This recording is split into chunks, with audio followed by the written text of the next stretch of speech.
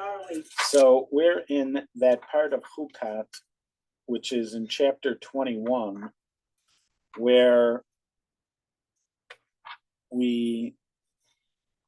I think we were reading about the Battle of Sihon and the Battle of Og.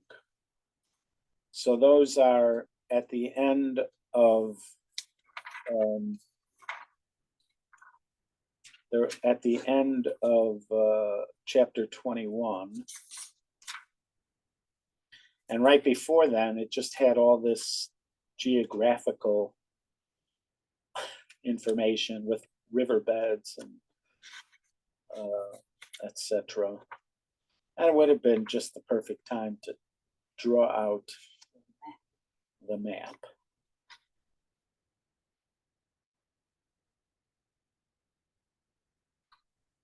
Yeah, they're talking about it. Yeah.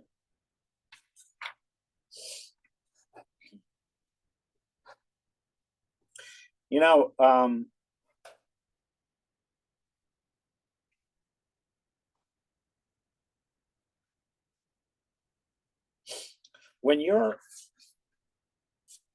if you imagine like thousands of years ago, I sometimes do, like, what would you talk to about people from thousands of years ago? I used to joke with my family, like, if we had an opportunity to talk to Abraham and Yitzchak and Yaakov and Sarah and Rivka, Rachel and Leah, so I felt like, if the women are schmoozing, there would be stuff to talk about, like, immediately. They would have all sorts of stuff to talk about. They could talk about, first of all, a lot of the shared experience, raising children, being wives in a family, and what it's like. And having the same husband. That would be an interesting. Well, you mean Rachel and Leah talking about? Yeah, but there would be, obviously you don't have exactly the same experience, but there's like a shared context, like a point out of which conversation would happen. And then they could talk, even if the wives were talking about how they work outside of the house and have jobs and careers and things like that, there was a starting off point that they could then go to for that point. Whereas I felt like with the men, there's not as much to talk about, as a kind of starting off point. You'd like to believe that you'd get to the discussion of ideas and ideals and things, and maybe you'd spend some time talking about it, but it just always felt that way. But it's not, I mean, obviously there is a starting point which all human beings have, which is the same as your firstborn and sort of growing up into the world. And we'd find it, but I just felt like women could do it much quicker and be schmoozing right away, where the men would. Especially food. I think food would be a huge topic. Right? Yeah. But even then, like you talk about food preparation now and how short it is, and the different kind of things you can use in food preparation, but it starts with basic elements that starts with fire, right? And I don't know. It could be I'm thinking in stereotypical ways. You could get around it, but I just feel like in the men's side it'd be a lot of silence before they found something to talk about. Not with the women, but when you think back, let's say there are times when we're in a moment that, like let's say I'm on a hike in the woods or on a hike in Israel. Like there was one time where two of my friends and I, a guy named Akiva and a guy named Yaakov, and I did this walk. They call it miyam liyam, from one sea to another sea. So It's from the Mediterranean to the Canary. And there's a place where you can do that, where you're essentially walking in riverbeds. You're walking in these dried up, they call them nachal, like they have here, the word nachal here. And so you're walking, you can put your foot in the Mediterranean, and then you start at this place. It's like north, like in between, like Netanya and Haifa, somewhere up there. It's called Achziv, and there's this nachal called Ziv, and you take it, and you start walking, and it hits another nachal and another nachal, and it's about a 3-day walk, and then so I don't even know if it's safe to do it anymore. I don't even know if it was that safe to do it when we were doing it. And by safety, I mean, could you be ambushed by terrorists or something like that when you're going? I don't even know. There are a lot of famous walks that you can't do nowadays because they're just plain not safe. But anyways, it's a very common walk. It's school kids do it. We were already in yeshiva. We were like 18 when we were doing it. But right, but you have teenagers that just do it. They tell their parents, "Oh, we're going to do it," and they go off for a couple of days. They pack like an apple,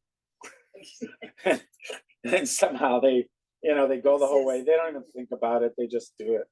For us, it was the whole thing with planning before and what food we take. But let's say you're walking on one of those walks. So you're walking in terrain that people who lived in that area even thousands of years ago would have walked. Right. And it looks, especially when you're out in the area where there aren't villages or anything, it looks pretty much how it would have looked thousands of years ago. So when you're on the hike and you're walking around, you have certain concerns. Your concerns are like they have food, you have water, and you have shelter. Those are your main concerns. And then there is weather. Weather is a huge part of it. Right. Now, the truth is, if you're doing it in the summer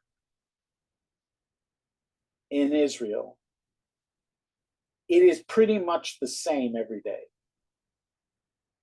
You could have like a heat wave that happens every once in a while, but other than that,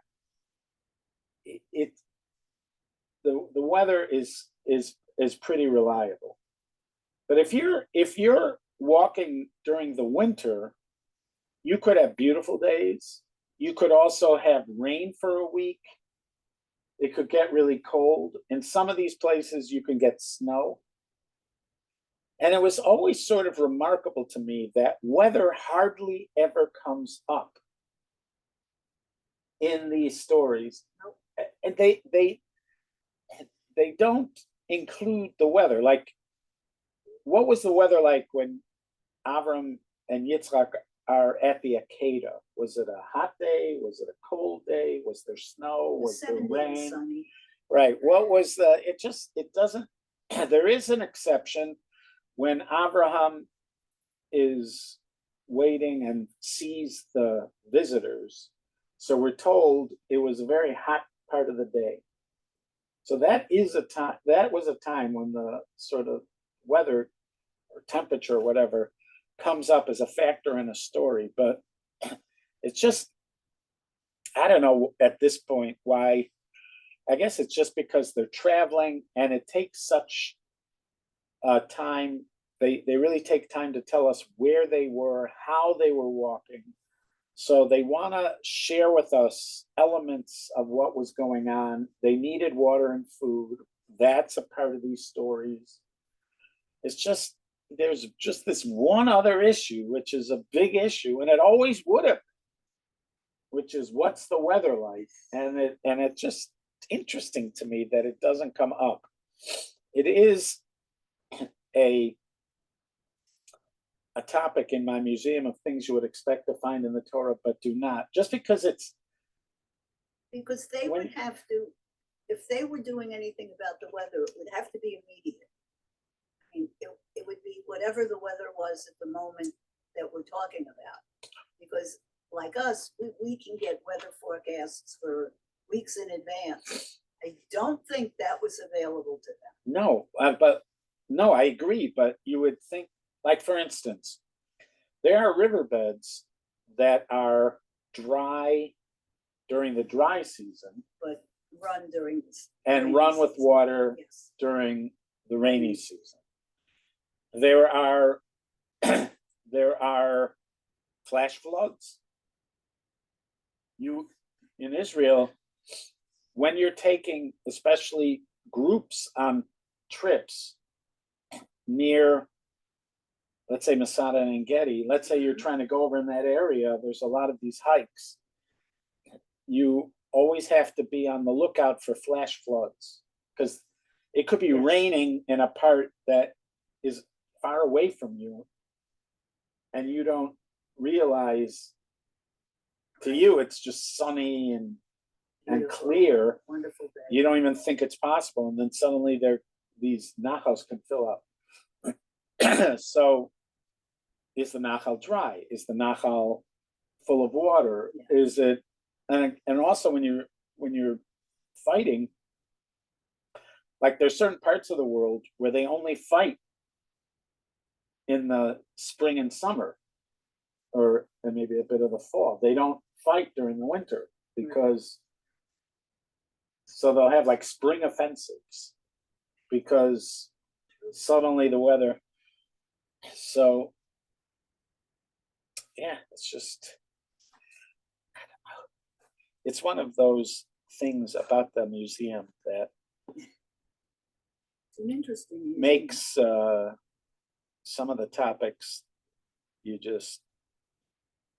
they don't land with everybody, but for me this is one of those topics. Anyways, I only think of it because once they're taking you to the topographical information, they're telling you exactly where they are. It seems like they're trying to bring you into the area. They're trying to get you to And you would think they would feel say, like you're there. And that's when I would want to know, what was the weather like? What part of the year was it? What season was it? I guess we can figure because Moshe, Aaron has just died. Aaron has just died. There are times when it tells us what time of the year it was. We do have traditions about when Aaron died, but does it say? It doesn't really say what time of year it was. There was a point where it did introduce what part of the year it was. I don't know if it did in Hukas. It definitely did it with the spies.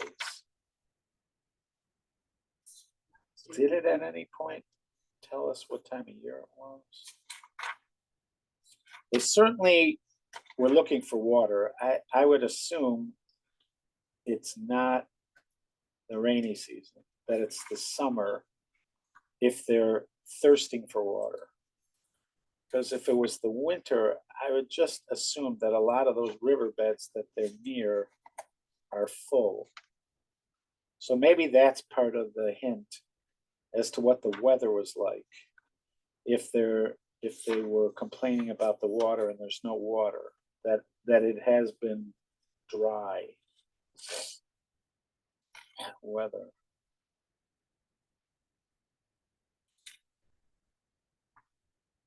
Because we had that thing about the water, the spring, and their emphasis that it's a miraculous spring, even though they are all around these riverbeds. So I'm talking about where they are, and they're near riverbeds. It's possible these riverbeds are dry even in the summer, but I don't know. Yeah, so I'm assuming this is happening at a very dry part of the year. And then if it's happening at a dry part of the year, the weather's the same every day, probably. Hot during the day, maybe cool at night, but hot during the day. Okay, anyways, so we had this in chapter 21. They are in these, they're in the areas of Moab, which are present day Jordan. And it sounds like they're in the hills. And then in the area at, maybe we'll call them foothills, of what would be Jordan to the north of Amman, where Amman is today. And now they've reached out to Sichon,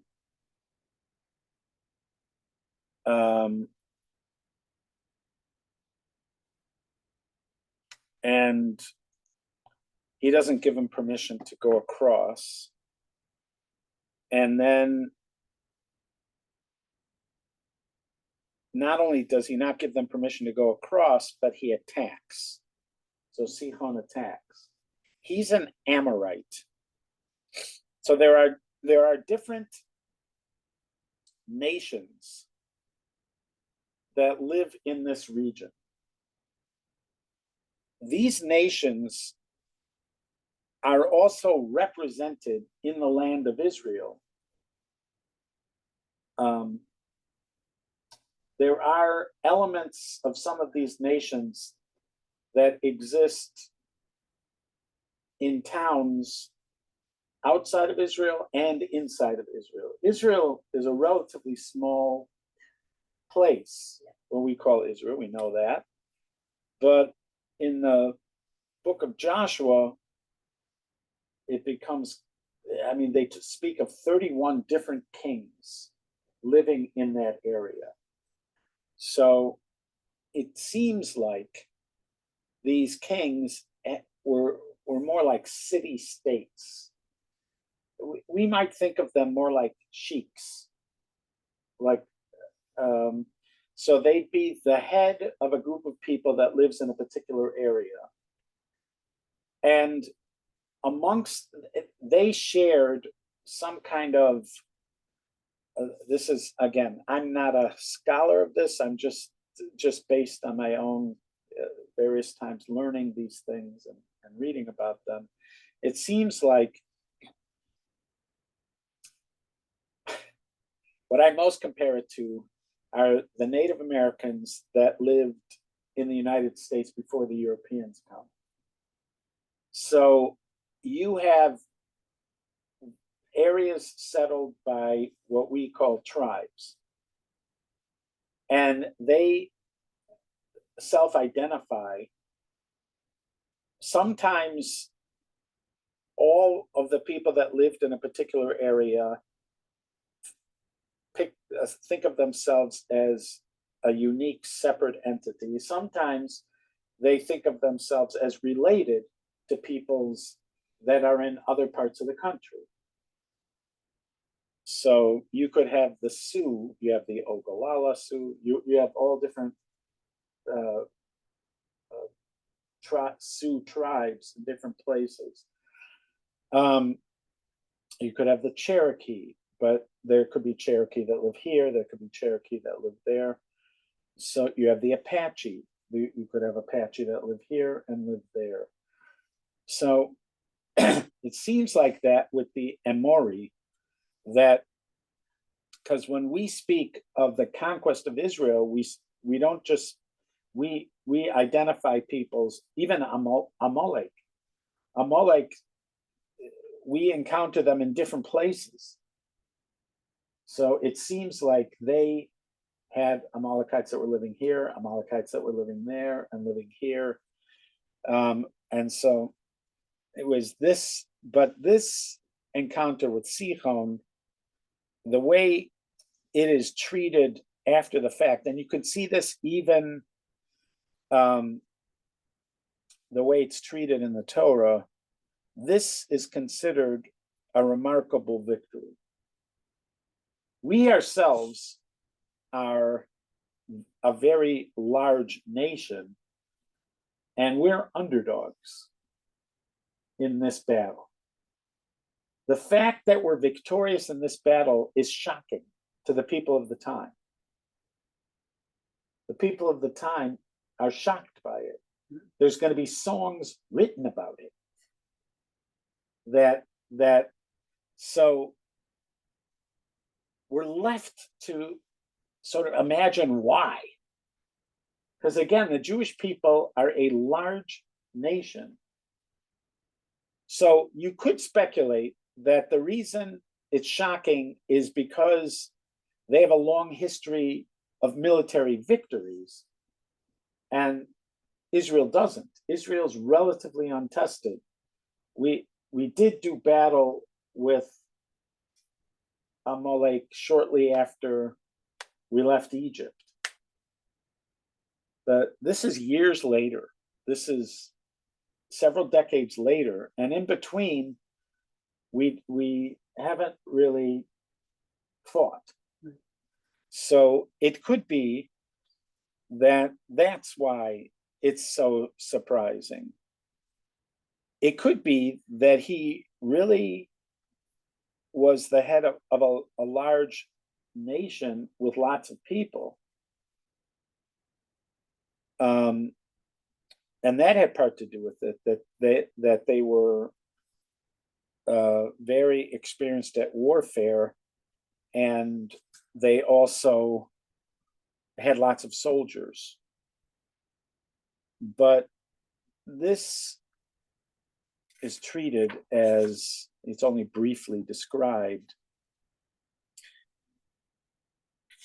this is treated as a remarkable and surprising victory. And it led to the acquisition of a large swath of territory, which is eventually going to be home to some of the tribes of Israel. He himself, Sihon, before they ever did battle with him, had already conquered territory from the Moabites and Ammonites, right? He took from Ammonites as well. Right.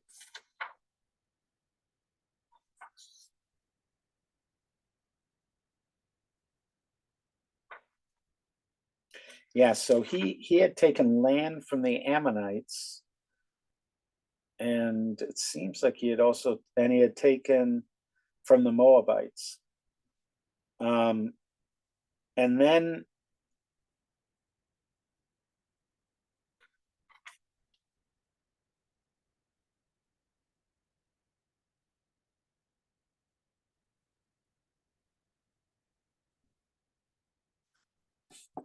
they conquered, they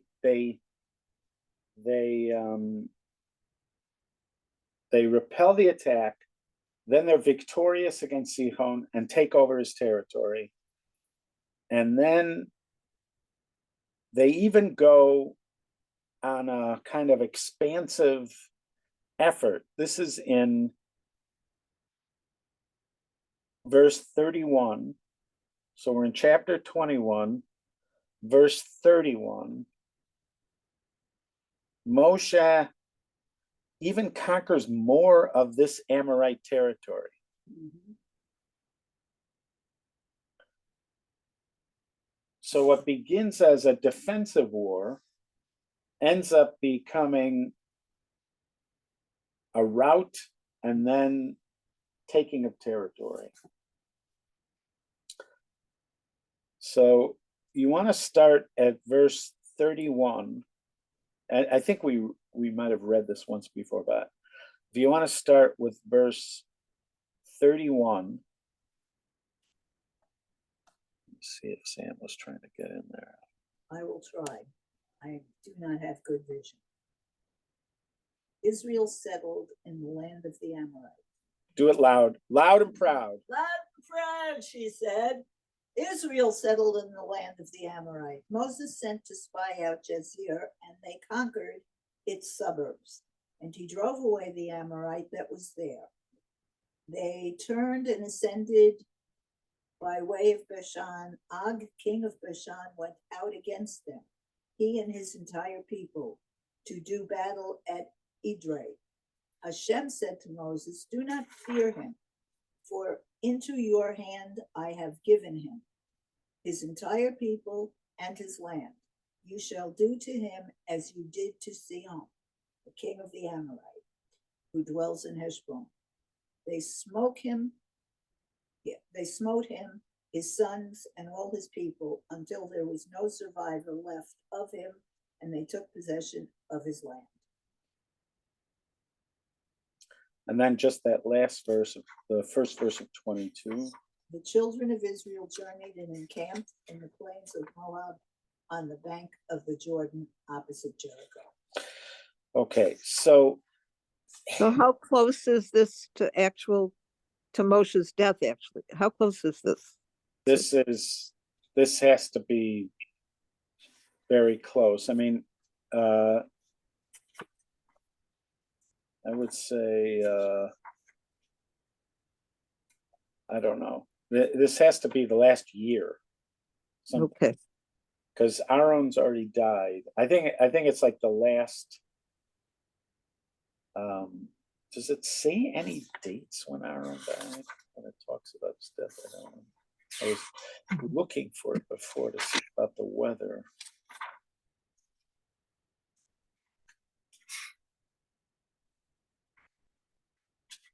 I don't think it says it. Aaron dies.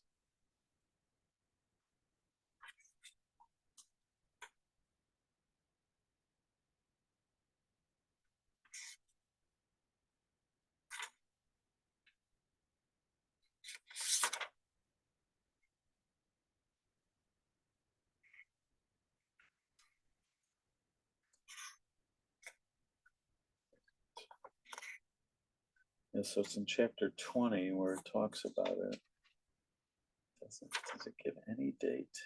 I know the Medrash does, but in the text, it gives a date in the text itself.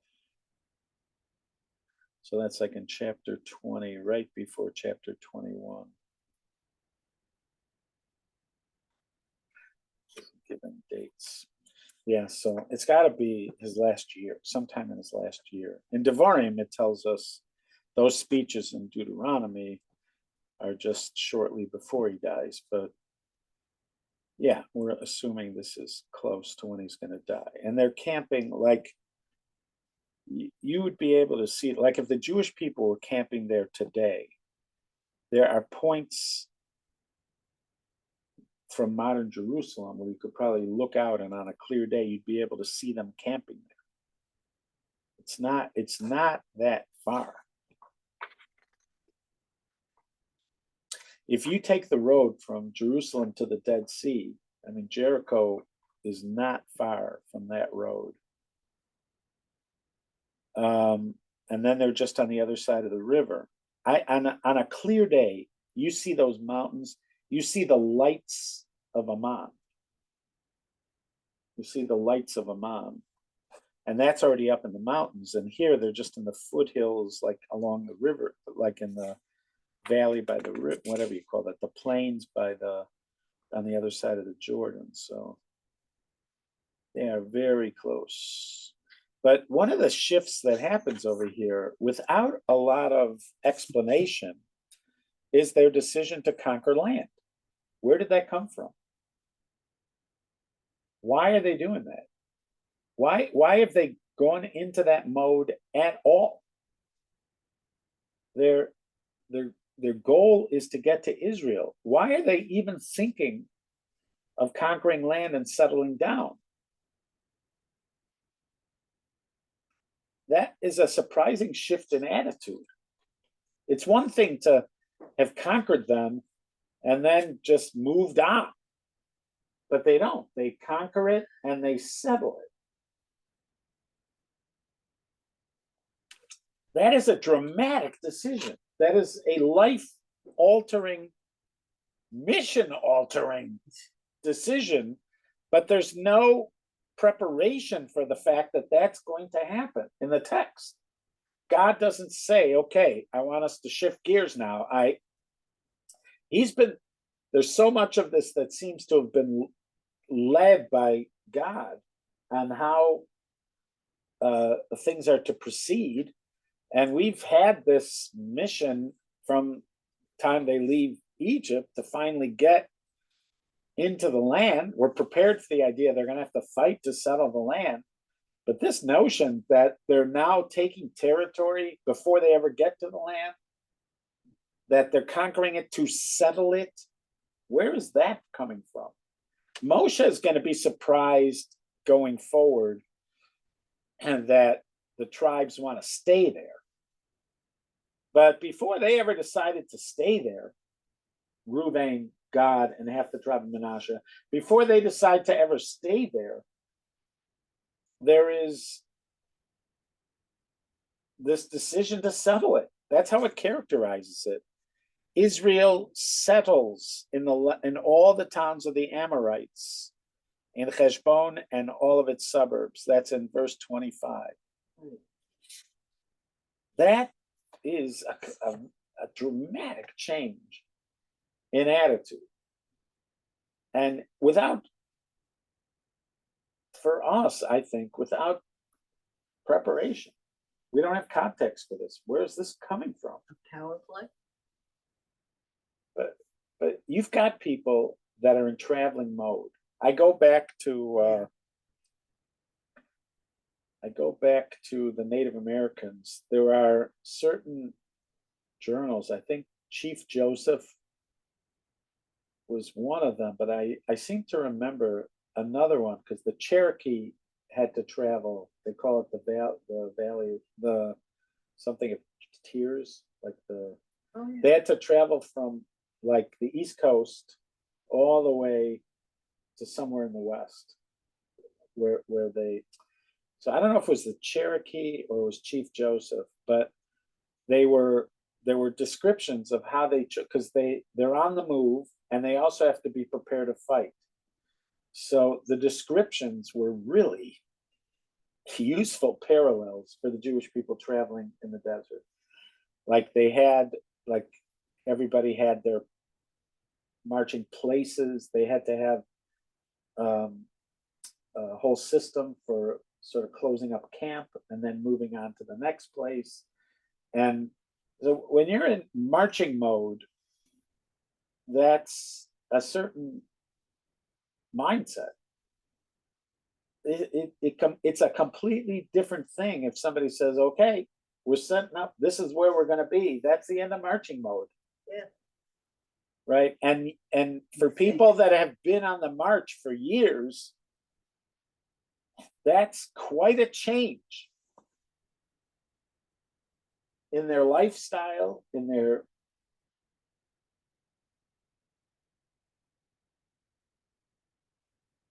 for them to suddenly be settling into cities. Plus, there are peoples that never settle into cities, like the Bedouins, or the Gypsies, or the traveler. Traveling through. What do they call it? The traveler, the ones from Ireland. Do they call themselves travelers or something? So. There are cultures of people that never settle. That their culture is very much about how they move from place to place, which I've mentioned to you before is also a kind of surprising thing, that when God promises Abraham that one day this land is going to be his, for a person who doesn't seem to care that much about having land, right? He obviously he needs place to pasture his sheep and and to plant crops if he's planting crops, but he doesn't seem to care if he owns it. The only time he buys land is to bury sorrow. Right.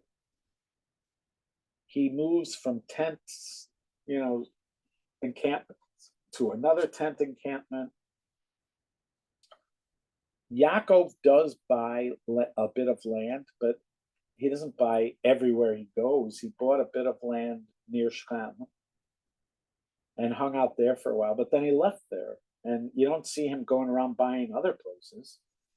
They don't seem that interested in owning land. And then God promises him it, and it seems like such a big deal to him that they're going to get it.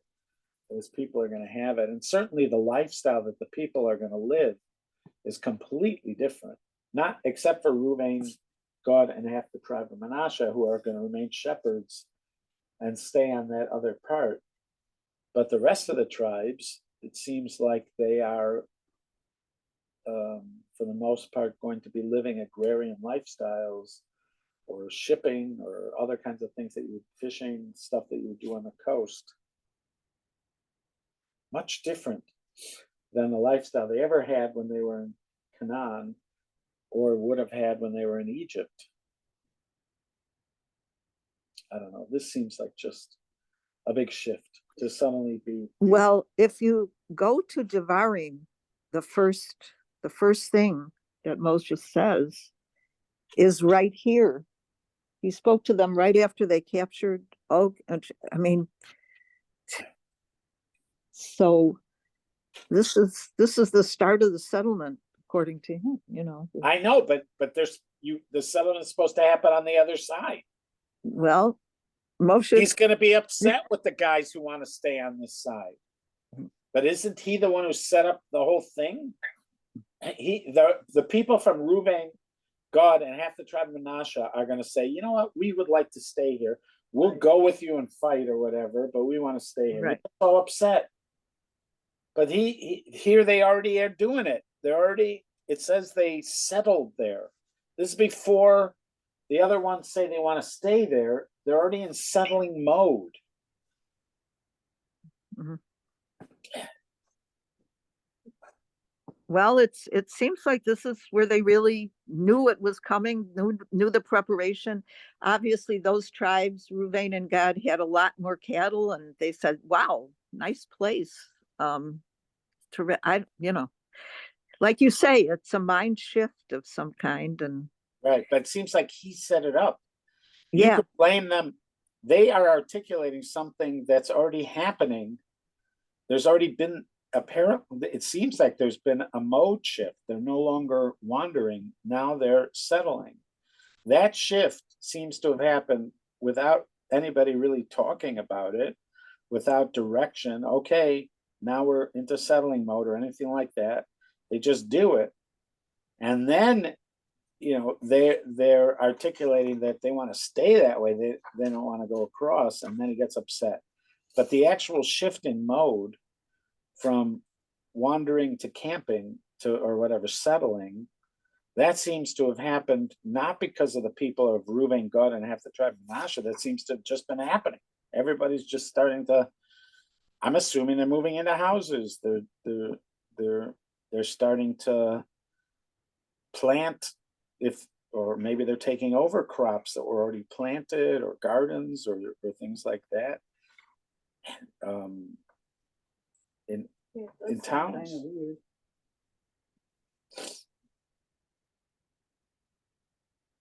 What you're saying, Lois, is just that, yeah, they're on the brink of conquering Israel. So this is right near where they're going to settle. Mhm. But which is I hear, but it seems like this is like one of those things where you're on a long road and you see the goal line, and then you just stop before the goal line. Well, since this was such a miraculous capture, supposedly, Sichon and I and everything, maybe they felt that it was a sign, that this too is our land. I don't.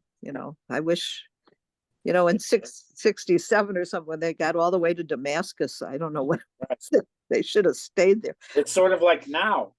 I mean, Yeah. Sort of like now where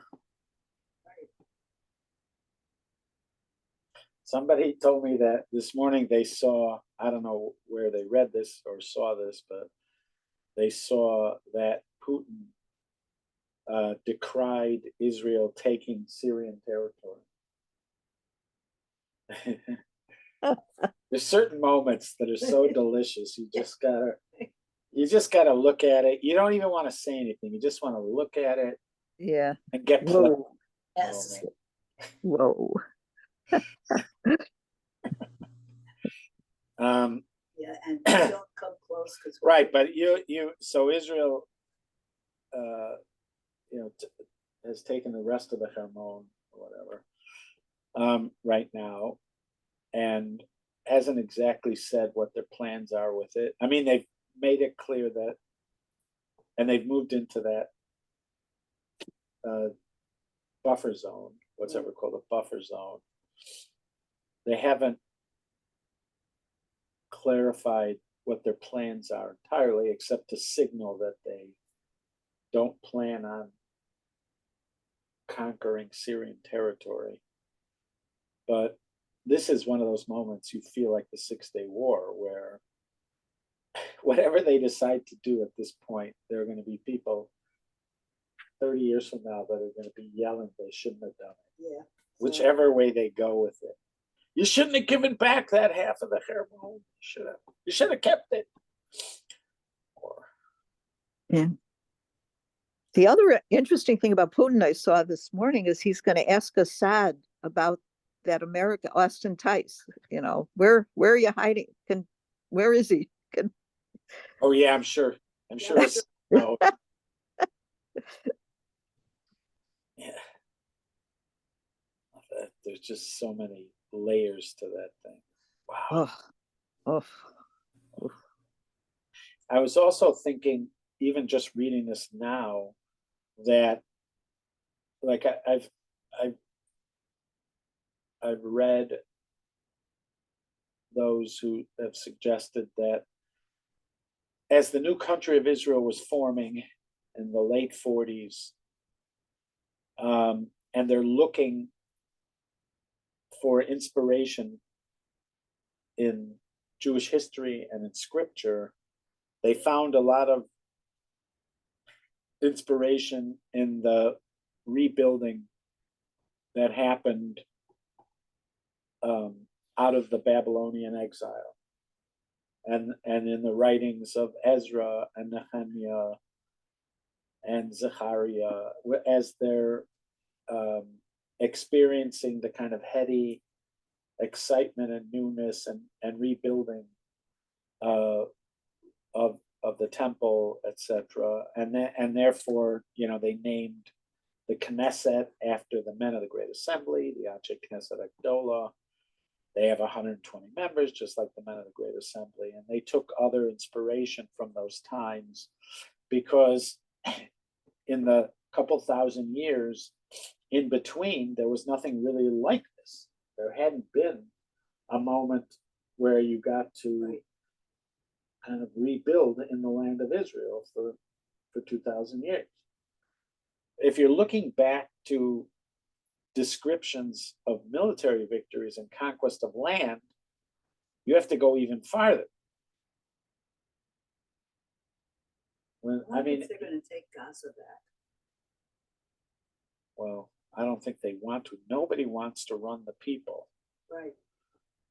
But even like battles, like we talk about, we have the 6-Day War to look back at. But if you and you could look back at the 48 or things like that happened. So we do have like 80 years worth of stuff that you could look back at. But if you really want to look back at older precedent, you're looking back at things like this.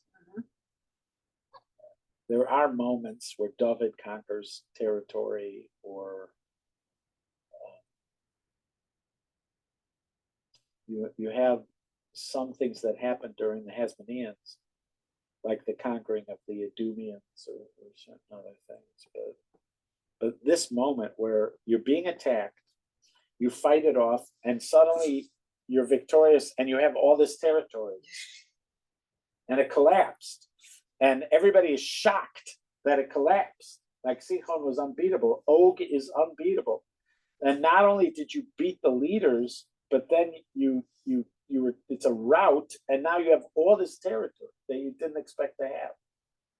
Which could be one of the reasons why they decided to settle where they settled, thinking it was theirs now, and Right. maybe. But they weren't in this mode. So if that's the case, if that's what you're saying is the case, then and that some kind of mistake happened. Even if Moshe is going to blame the tribes of Reuben, Gad, and half the tribe of Manasseh, we would look back earlier and point to this moment, I think, and say, what was going on in this moment? If you didn't want people to think that way, why are you letting them do this now? You should be saying, no, we're not settling here. This is not Israel. Stay in travel mode. Keep to your tribe. Keep to your tribal areas. They have grids. They had Yehuda was at this place. Reuven's at this place. Naphtali's at this place. That's how they've been traveling. That's how they've been camping. Stay in your travel mode. Don't veer out. But no, it seems to have been fine. Everybody's just like Maybe they thought settling if they stayed down. put, Moshe would live. Maybe they're hesitating to go. They're hesitating to go in. Yeah, But hesitating to go in is not a good mode. no, That was the spies mode, and that was not a that good didn't mode. work. We don't even know if they actually know what's going to happen. Well, they've been on a mission to enter the land of Israel Right, and to conquer it. yeah, He was asking for passage. Before this whole thing with Sihon started, he was asking Sihon, we just want to we cross. just want to cross With through. the Edomians, it was the same thing. We just want to cross. They're planning on going into the land of Israel, conquering that, and settling that. So they know that's where they're supposed to be going. And you know what happens when you don't listen to Hashem. Yeah, but they don't even get blamed for it. Nothing. This doesn't get mentioned, and it just feels like it should. Do You we know, know exactly what is meant by taking, when you would just leave the place, those people could rearm and be an enemy against you. They want to they want to secure it. They want to secure it. I hear it, but there's just something about that word, and they settled it. Vayeshev Yisrael b'chol orei ha'amorim b'cheshbona b'chol b'nei. Yeah. And then when Moshe goes and conquers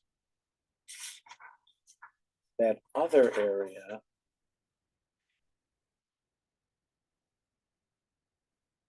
it looks wow. language in 32.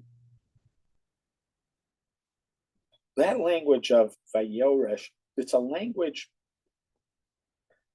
I guess it could have different meanings, but a lot of times it's a language where it sounds like you're planning on keeping it. You're not just planning on killing off the enemy. It's like a territorial move. That's what it sounds like. Verse 32.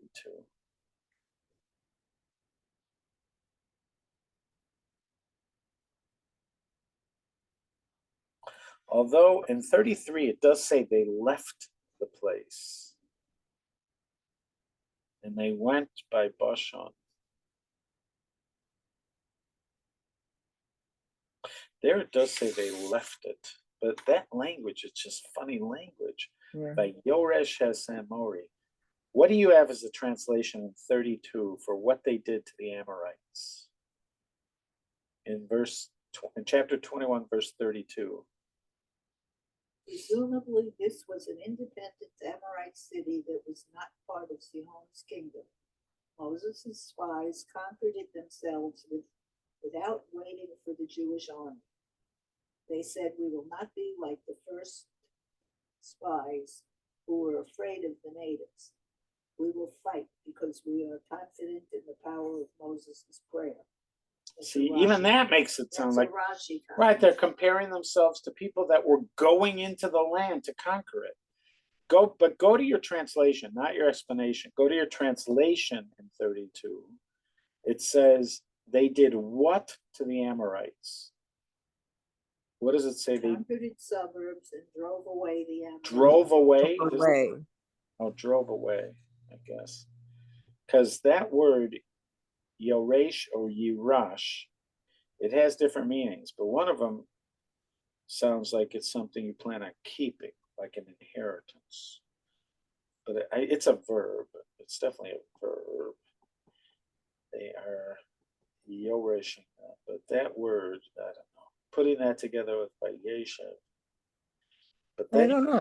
It's a that's buffer. a verb at I think of it as a buffer zone, and I just, right. of It could be course, with buffers, I always think of The Godfather. Yeah, the family had lots of buffers.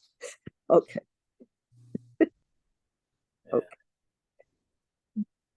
yeah, it does say they left it in 33.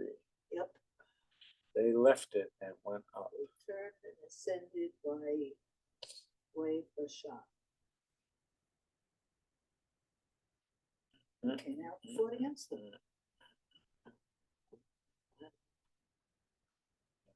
It may not be troublesome. It is troublesome to me. I sense trouble. There's something going on here that just needs exploration. We'll have to look around and see what Yes, what is available over here. According to what we sing on Pesach, it would have been enough if we just stayed in Sichon and Og. Is that part of Dayenu? Of course. Amari. Yeah. It's Da, da, da, da, da. right. So we do say that even Oh, without. yes. Now Oh, we yes. obviously don't. It's clear we mean it would have Right. deserved Anywho. praise. It just means it's deserving of praise. Right. Yeah, but it's something that just shows they thought of it as something, a stage, a step. But it's not just a battle. They settle it. That's a thing. Not the victory, it's a settlement. Okay. I am very grateful for this opportunity. well, call me later. We're I grateful look you're, forward to meeting next week. yay. How about Monday, Tuesday, Wednesday? I am planning on every day, Okay. Monday, Tuesday, How's Cindy Wednesday. doing? She is, I would say every day is a good day, but I mean, there's not, right now Has she lost the use of anything?